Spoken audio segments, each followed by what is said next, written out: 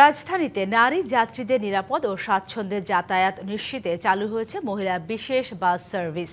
বিস্তারিত জানাতে পিঙ্ক বাস থেকে আমাদের সাথে যুক্ত হচ্ছেন মনজুমা আফরোজ নীলিমা।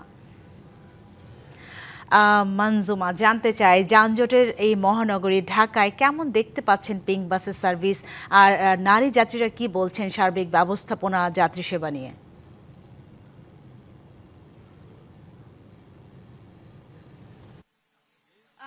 সাথে আপনি জানেন এখন আমি কিন্তু বসেই আছি পিঙ্ক বাসে। যেমনটি আপনি বলে দিলেন, এই বাসটি কিন্তু সকাল 7টায় ডেমরা স্টাফ কোয়ার্টার থেকে ছেড়েছে এবং এটি এখন চলে এসেছে মতিঝিল বাস ডিপোতে। এবং দেখতে পাচ্ছেন যে এখানে কিন্তু কন্ট্রাক্টর সাহেব আছেন এবং আছে কিন্তু এখানে ড্রাইভার সাহেবও কিন্তু আছেন, যে সবাই কিন্তু এখানে মহিলা এবং মেয়েদের নিরাপত্তার বিষয়টিও কিন্তু তারা খুব বিশেষভাবে দেখছে। আমরা এখন কথা বলবো আমাদের যে ড্রাইভার সাহেব আছে তার সাথে।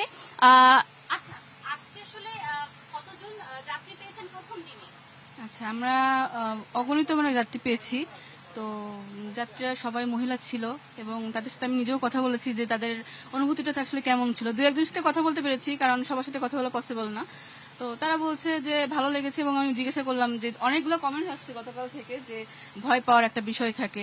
নগদ নিয়ে এলো হার না মানা হার অফার।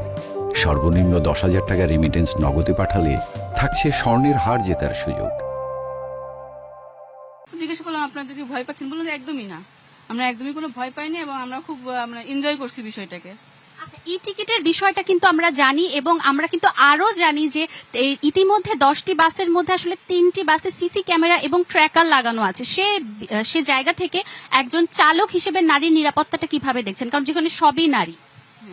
ধন্যবাদ ডিবিসি নিউজকে। তো প্রথমে হচ্ছে আমাদের অলরেডি 3টা বাস আছে বিভিন্ন জায়গায়, বগুড়া আছে, চট্টগ্রাম আছে, নারায়ণগঞ্জ আছে, বাদ বাকিগুলো ঢাকার ভিতরে আছে। তো নিরাপত্তা বলতে বলবো যে এখানে যেহেতু মেয়ে ড্রাইভার এবং মেয়ে আছে আপনার কন্ডাক্টর এবং সবকিছু মেয়েরাই আছে এবং সবকিছু মেয়েরাই মেনটেন করছে। আমি অত বুঝবো যে এখানে সব দিক থেকে তারা নিরাপত্তা এবং সুন্দরভাবে তারা জার্নিটা করতে পারবে। কেননা আমি একটা মেয়ে যখন গাড়িতে উঠতাম তখন আমার মনে হতো যে গাড়িটা একটু বেশি স্লো হোক, তাহলে আমি গাড়িটা উঠতে পারবো।